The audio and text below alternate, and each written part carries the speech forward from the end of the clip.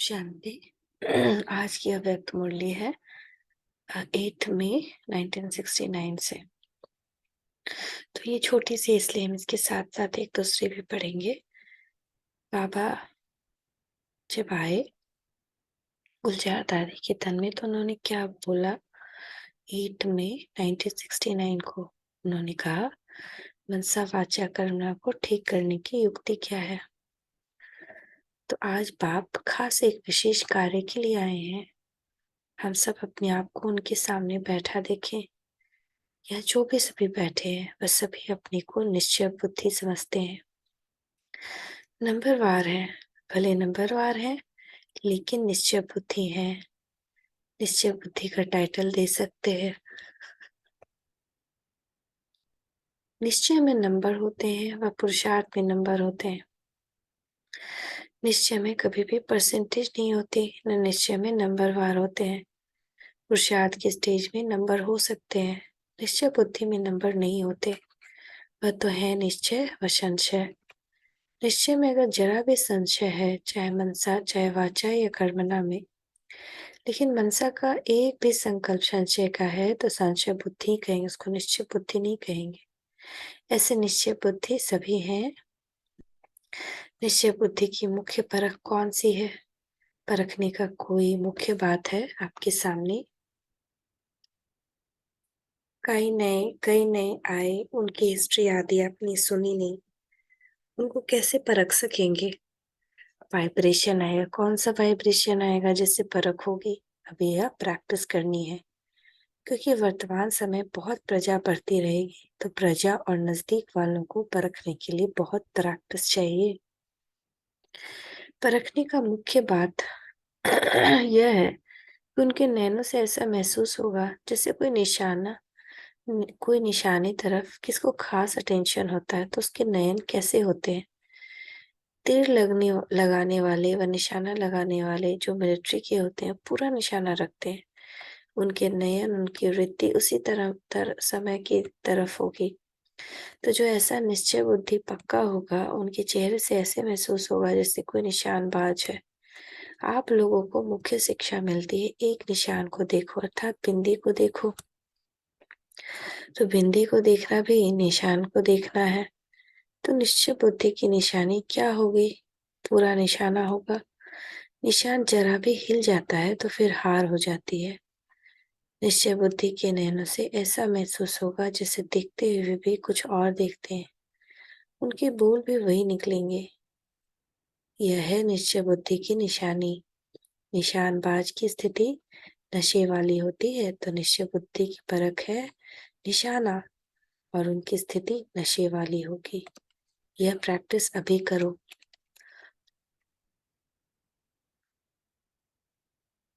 फिर जज करो हमारी परख ठीक है व नहीं। फिर प्रैक्टिस करते करते परख यथार्थ हो जाएगी। दृष्टि में सृष्टि कहा जाता है ना, तो आप उनकी दृष्टि से पूरी सृष्टि को जान सकते हो। मनसा वाचा कर्मणा तीनों को ठीक करने के लिए सिर्फ 3 अक्षर याद रखो। वो 3 अक्षर कौन से हैं? ये 3 अक्षर रोज बोलने में भी आते हैं। मनसा के लिए निराकारी, वाचा के लिए निरंकारी और कर्मणा के लिए निर्विकारी। देवताओं का सबूत वाचा और कर्मणा का यही है ना।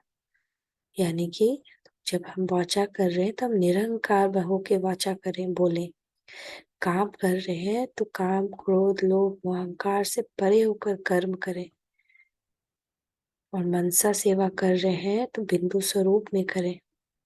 तो निराकार, निरंकार और निर्विकारी, ये 3 बातें अगर याद रखी तो मनसा वाचा कर्मणा तीनों ही बहुत अच्छे रहेंगे। जितना निराकार स्थिति में रहेंगे उतना ही निरंकारी और निर्विकारी भी रहेंगे। विकार की कोई बदबू नहीं रहेगी। यह है मुख्य पुरुषार्थ। ये 3 बातें याद रखने से क्या बन जाएंगे? त्रिकालदर्शी भी बन जाएंगे और भविष्य में फिर विश्व के मालिक। अभी बनेंगे त्रिलोकीनाथ और त्रिकालदर्शी। त्रिलोकीनाथ का अर्थ तो समझा? जो तीनों लोगों के जान के सिमरन करते हैं वह है त्रिलोकीनाथ, क्योंकि बाप के साथ आप सभी बच्चे भी हैं।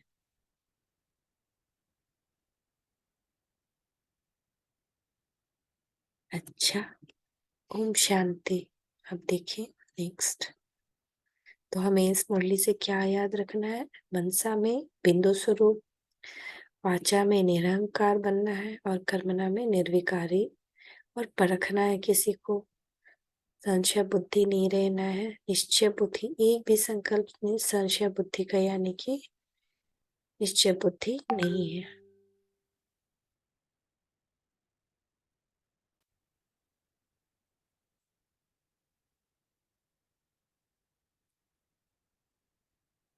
तो जब आप ये देखेंगे नेक्स्ट जो मुरली है 17 मई 1969 की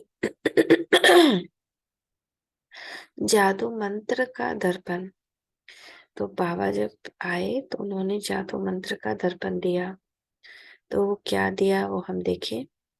इस अव्यक्त मिलन के मूल्य को जानते हो? अव्यक्त रूप में मिलना और व्यक्त रूप में मिलना दोनों में फर्क है। अव्यक्त मिलन का मूल्य है व्यक्त भाव को छोड़ना।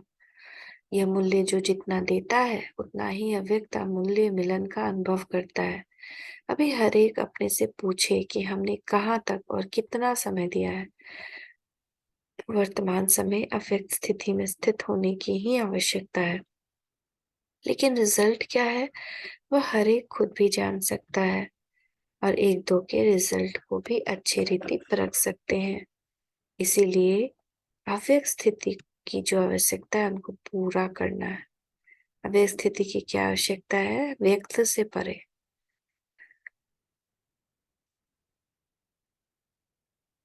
अव्यक्त स्थिति की परख आप सभी के जीवन में क्या होगी वह मालूम है?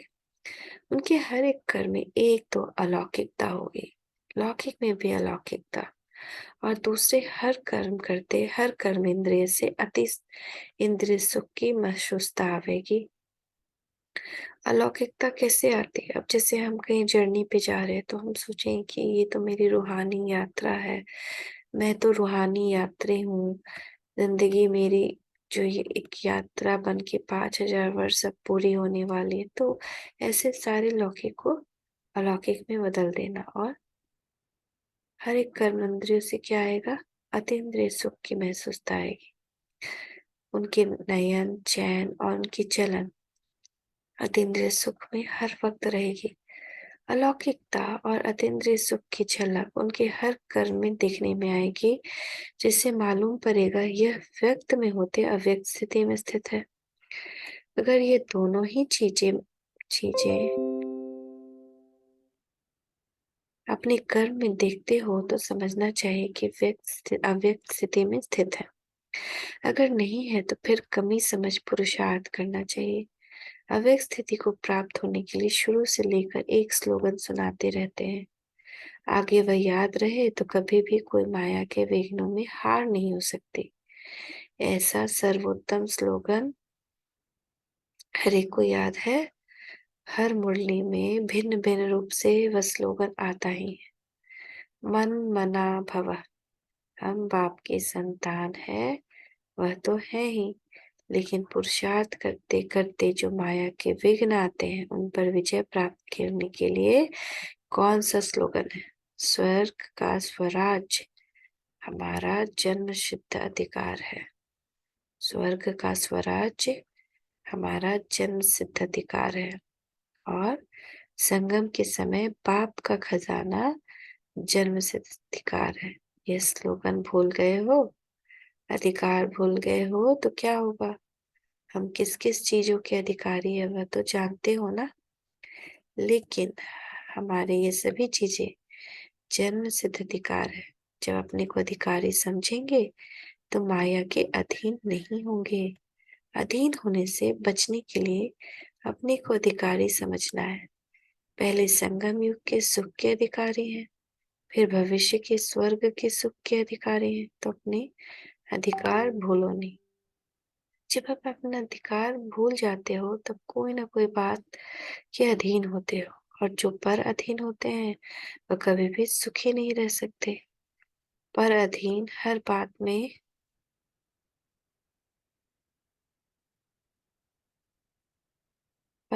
हर बात में मनसा वाचा कर्मणा दुख की प्राप्ति में रहते हैं, और जो अधिकारी अधिकार के नशे में खुशी में रहते हैं, और खुशी के कारण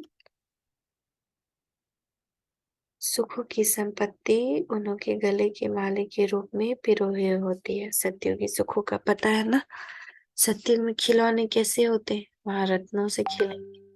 आप लोगों ने सत्यों की सुखों की लिस्ट और कलयुगी दुखों की लिस्ट तो लगाई है, लेकिन काम के सुखों की लिस्ट बनाएंगे तो इससे भी दुगने हो जाएंगे। वही सत्योगी संस्कार अभी भरने हैं।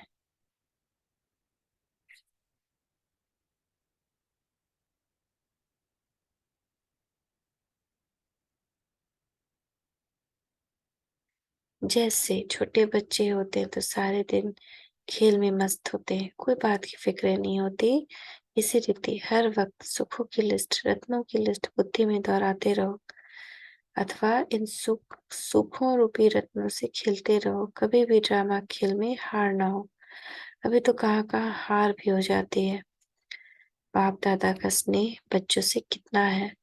बाप दादा का स्नेह अविनाशी है, और बच्चों का स्नेह कभी कैसा रहता है। एक रस नहीं है। अब कभी तो बहुत स्नेह मूर्त देखने में आते हैं। कभी स्नेह की मूर्ति की बजाय कौन सी मूर्ति दिखाई पड़ती है। वह तो स्नेही है, वह तो संकटमयी। अपनी मूर्त को देखने के लिए क्या अपने पास रखना चाहिए? दर्पण। तो अपने आप को हमेशा देखते रहना चाहिए कि एक रस है या नहीं, स्नेह मूर्त है या नहीं। दर्पण हर एक के पास है। अगर दर्पण होगा तो अपना मुखड़ा देखते रहेंगे, और देखने से जो भी कमी होगी उनको भरते रहेंगे। तो हमेशा बाबा कहते हैं, गाना भी है ना, मुखड़ा देख ले प्राणी दर्पण में।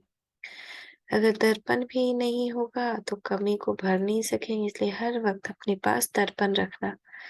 लेकिन ये दर्पण ऐसा है जो आप समझेंगे हमारे पास तो है, परंतु बीच बीच में गायब भी हो जाता है। जादू मंत्र का दर्पण है, एक सेकंड में गायब हो जाता है। दर्पण कैसे अविनाशी कायम रह सकता है? उसके लिए मुख्य क्वालिफिकेशन कौन सी होनी चाहिए? जो अर्पण में होगा उनके पास दर्पण रहेगा। अर्पण नहीं तो दर्पण भी अविनाशी नहीं रह सकता। दर्पण के लिए पहले अपने आप को पूरा अर्पण करना पड़ेगा, जिसको दूसरे शब्दों में सर्वस्व त्यागी कहते हैं। सर्वस्व त्यागी के पास दर्पण होता है। अव्यक्त मिलन भी वही कर सकता है जो अव्यक्त स्थिति में हो। वर्तमान समय अव्यक्त स्थिति में ज्यादा कमी देखने में आती है। दो बातों में तो ठीक है, बाकी तीसरी बात की कमी है। एक है कथन, दूसरा है मंथन। ये दो बातें तो ठीक है ना, ये दोनों सहज है। तीसरी बातें कुछ सूक्ष्म है। कथन, मंथन, और तीसरा क्या है? वर्तमान समय जो रिजल्ट देखते हैं मंथन से कथन ज्यादा है। बाकी तीसरी बात कौन सी होती है? एक होता है मंथन करना, दूसरा होता है मग्न रहना। वह होती है बिल्कुल लवलीन अवस्था। तो वर्तमान समय मंथन से भी ज्यादा कथन है। पहले नंबर उसमें विजयी है, दूसरे नंबर मंथन में, तीसरा नंबर है मगन अवस्था में। इस अवस्था में कमी दिखाई पड़ती है, जिसको भरना है। जो मगन अवस्था में होंगे उनकी चाल चलन से क्या देखने में आएगा? अलौकिकता और अतीन्द्रिय सुख। मतलब लौकिकता यानी कि वर्ल्डली अफेयर्स। अलौकिकता मीन्स जितने भी वर्ल्डली अफेयर्स हैं उसमें भी हम स्पिरिचुअल अफेयर्स को देखें, उसको कन्वर्ट कर दे। जैसे अब गाने ही होते हैं तो उसको हम भगवान के लिए गाने लगे। और अतीन्द्रिय सुख, मगन अवस्था वालों का यह गुण हर चलन से मालूम होगा। तो यह जो कमी है उसे भरने का तीव्र पुरुषार्थ करना है। पुरुषार्थी तो सभी हैं, तब तो यहाँ तक पहुंचे, लेकिन अभी पुरुषार्थी बनने का समय नहीं है। अभी तीव्र पुरुषार्थी बनने का समय है। बनना है तीव्र पुरुषार्थी और बनेंगे पुरुषार्थी तो क्या होगा? मंजिल से दूर रह जाएंगे। अभी तीव्र पुरुषार्थी बनने का समय चल रहा है। जितना लाभ उठाना है उतना उठाते हैं व नहीं, हर एक को चेक करना है। इसलिए कहा जाता है अपने पास दर्पण रखो तो कमी का झट मालूम होगा। दर्पण किस चीज का दर्पण है? सर्वस्व त्यागी के पास ही दर्पण होता है। जो अर्पण करते हैं उन्हीं के पास दर्पण होता है। और अपने पुरुषार्थ को तीव्र करके आगे चलते रहेंगे। अच्छा, आज कुमारियों की सर्विस का तिलक का दिन है। जैसे आप लोगों की म्यूजियम में ताज पोशी का चित्र दिखाया है ना, लेकिन आपकी सर्विस के तिलक के दिवस पर देखो कितनी बड़ी सभी सभा इकट्ठी हुई है, कितनी खुशी होती है। लेकिन यह याद रखना, जितने सभी के आगे तिलक लगा रहे हो, इतने सभी आप सभी को देखेंगे, सभी के बीच तिलक लग रहा है। यह नहीं भूलना, इतना हिम्मतवान बनना है। इस तिलक की लाज रखनी है। तिलक की लाज माना ब्राह्मण कुल की लाज। ब्राह्मण कुल की मर्यादा क्या है, सुनाया ना? तो जो ऐसे पुरुषोत्तम बनने की हिम्मत वाले हैं वह तिलक लगा सकते हैं। यह तिलक साधारण नहीं है। वहां भी इतनी सारी सभा देखेंगी। आप सभी ब्राह्मण इकट्ठे हुए हो कन्याओं की सर्विस की तिलक पर। सर्विस करने वालों का एक विशेष गुण का अटेंशन रखना पड़ता है। जो ऑल राउंड सर्विस करने वाले होते हैं उन्हों को विशेष इस बात पर अटेंशन ध्यान रखना है कि कैसी भी स्थिति हो लेकिन अपनी स्थिति एक रस हो, तब ऑल राउंड सर्विस में सफलता मिलेगी। आज सभी से नैनों द्वारा मुलाकात कर ली। दूर होते भी यथा योग्य तथा शक्ति बाप दादा के नजदीक है ही। भल कोई कितना भी दूर बैठा है वो, लेकिन अपने स्नेह से बाप दादा के नैनों में समाया है, इसलिए नूरी रतन कहते हैं। नूरी रत्न से आज नैनों से मुलाकात कर रहे हैं। एक दो से सभी प्रिय हैं। साकार में समय प्रति समय बच्चों को यह सूचना तो मिलती ही रहती है कि ऐसा समय आएगा जो सिर्फ दूर से ही मुलाकात हो सकेगी। अब ऐसा समय देख रहे हैं। सभी की दिल होती है और बाप दादा को भी दिल होती है, लेकिन वह समय अब बदल रहा है। समय के साथ वह मिलन का सौभाग्य भी अब नहीं रहा है। इसीलिए अब अव्यक्त रूप से ही सभी से मुलाकात कर रहे हैं। अच्छा, सभी को नमस्ते और विदाई। नमस्ते बाबा, नमस्ते। शुक्रिया बाबा, शुक्रिया। ओम शांति, ओम शांति, ओम शांति।